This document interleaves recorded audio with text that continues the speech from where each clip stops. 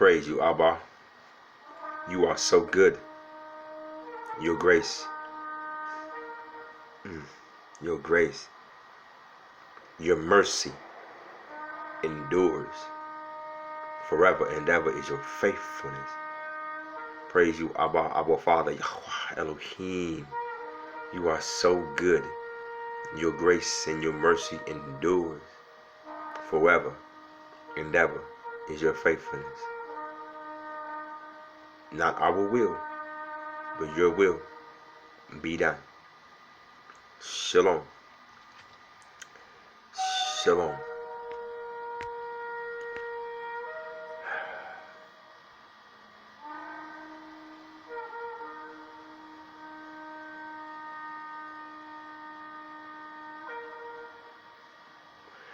Yahweh is good. His mercy endures forever. Yahweh is good. His mercy endures forever.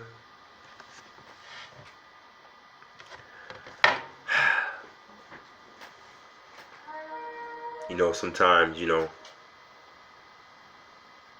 those of us who are really experiencing this thing, we can become awed, like in total awe of his way. For me personally, I have yet to stop being awed by his mercy and his grace, therefore his love. We have to get to a point where we are rooted because of the fear of hell. But we can't live there. We have to live in his love. And let the fear, kind of keep us in check, in line. But it's the love. And I am just in awe of his love. Alright, so we are in the book of Romans. And we are, I think this is part 12. I do not know how many parts this shall be, but I do know that Yah has told me, commissioned me to get through these scriptures and to be ready for whatever his Ruach HaKodesh brings. We are in chapter 6. Now remember, I would say please, if this is your first episode you're watching, please, I humbly ask you to start at part 1 and start from there. And it's just good stuff, The word is what's good. I'm just a guy. Trust me, I am no one special. I am just a guy, I'm no one. So let's continue. Romans. Now, Romans is this letter, right, written by the Apostle Paul, and it is written to that wicked city of Rome, right? But yet 2,000 years later, 2018, this letter is to that wicked heart inside of us, inside of me, inside of you, that wicked heart in man. Because what does the scripture tell us? That above all, the heart is deceitful. Above all, sin is in the nature. Above all, the flesh weak. Above all, the heart sick. Disease, the scripture says, right? So above all, wicked heart. Wicked city. Romans chapter 6, verse 15. Therefore, what conclusion should we reach? Let's go on sinning because we're not under legalism, but under grace? Heaven forbid. Don't you know that if you present yourselves to someone as obedient slaves, then of the one whom you are obeying, you are slaves? Don't you know that as you present yourself as an obedient slave to someone or something, to the one you are presenting yourself to, you are a slave? Let's take that to sin. Slave to sin. I know all about being a slave to sin. Like, sin's the boss. I can't do anything but whatever sin tells me to do. I know all about that. Trust me. Better than most. Praise you, Father. You are good.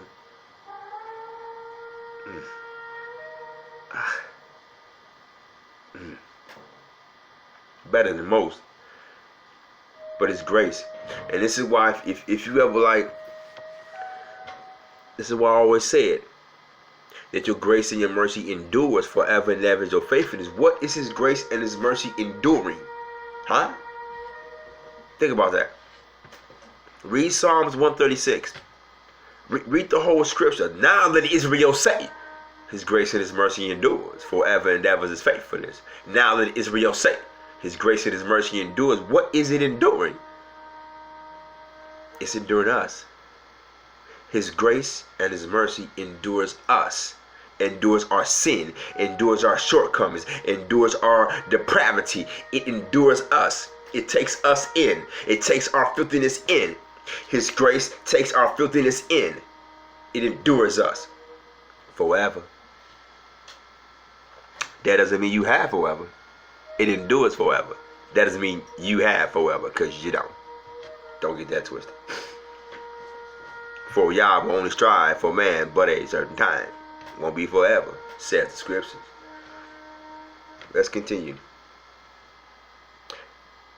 Of the one whom you are obeying, you are slaves, whether of sin, which leads to death, or of obedience, which leads to being made righteous. Okay? Verse 17, by Elohim's grace, you who were once slave to sin, we all were, right? I knew I was. Once you who were slaves to sin, obeyed from your heart the pattern of teaching to which you were exposed. And after you have been set free from sin, you became enslaved to righteousness. Hallelujah. Verse 19, I am using popular language because your human nature is so weak.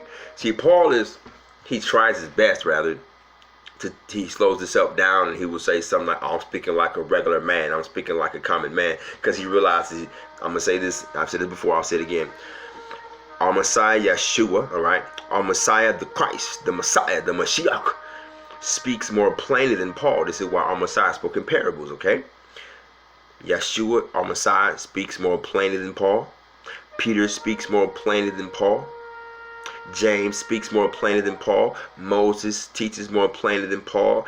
David, Solomon, all the prophets, they all speak more plainly than Paul. This is why Peter said, hey, if you are unskilled and unlearned in the word of righteousness, you may trip up yourself unto damnation with the teachings of Paul if you don't have a certain foundation of understanding. Okay? Paul's teachings are not simple. It's a lot of milk, yes. But even that milk, one could digest it improperly. You know? Especially if you a babe, right? We know how it is when you give babies milk. It's just milk. But even if you're giving them too much thick milk, you put it in the microwave too much, or you leave it on the breast, you know, there's some certain things that baby can even digest that milk, even though he's a baby. This is what they're supposed to be properly taking. Wrong. That's why you got to throw that baby on the shoulder and burp him. Okay? So when you take it in, Paul, take a second. Reach out for the Ruach HaKodesh and get burped a little bit. And those who have ears, hear. Let's continue. For just as you used to offer your various parts, these members, just as you used to offer your various parts as slaves to impurity and lawlessness, which lead to more lawlessness. lawlessness leads to more lawlessness. It's one thing about the church, you know what I'm saying, giving us like really not the law, giving us what the certain denomination or the certain doctrine of that particular preacher, that particular so-called teacher believes how things should be structured, and how what he believes he's hearing from Yah for your life is. Okay, it's all written, first of all, but nevertheless, when you don't have any law, you're being led to being more lawless. Simple stuff.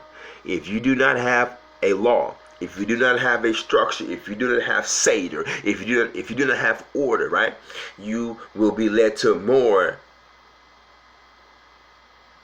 lawlessness, more not having order. If you have no order, you're down the path of having more disorder. Okay? Okay? Which leads to being made, okay, which lead to more lawlessness. Now, offer your various parts as slaves to righteousness, which leads to being holy, set apart for Elohim. All right? Set apart for Elohim. So, if we offer our various parts, these members, this so sick, wretched body we all got, if we take that body and we subject it to righteousness, what's it going to lead to? Yes, lawlessness leads to more lawlessness, so righteousness leads to more righteousness. Or what does it actually say? It says that lawlessness leads to holiness. That's the goal. Because we know, what did the prophets say? That there's a way. There's a highway. And the name of that highway is the highway of holiness. All right? We must understand, what is it said in Hebrews, right? That without holiness, no one will see the kingdom. So we must submit ourselves to righteousness, so we can be, just as lawlessness leads to more lawlessness, so righteousness leads to holiness. Okay? Holiness. We must understand, this is the path that the Messiah, this is the path that God's actually trying to place us on. Holiness. Okay? If you got knowledge, that's great. It's great. It ain't the end all, right? It's holiness that's the end all, yo. Holiness. Not holiness in these external things that one may do. That's that pharisaical stuff, right? Not that type of thing. Like holiness, internal, external, heart, mind, soul, mouth especially. Holiness. See this walk that we have. It's not about how much knowledge one gains. It's not about how many followers one has. Okay? It's not about how many languages you can speak or break down. Okay? It's not about whether you Hebrew or not. It's not about none of that. The end all, to it all, is holiness. Now, you have no ability to become holy yourself. All right. Now we went in another teaching where we see that we just read that if we submit and subject ourselves as slaves to righteousness, then that particular path will create holiness. Okay. But where do we get righteousness from? Our righteousness, what does the scripture say? Is like filthy rags. Now, in another place, we read it earlier, in I think one of the other parts in Romans, where we said that, that Abraham trusted Elohim, and it was accredited into his account as righteousness. So there's only one person, only one place one can get righteousness from, and that is from Elohim.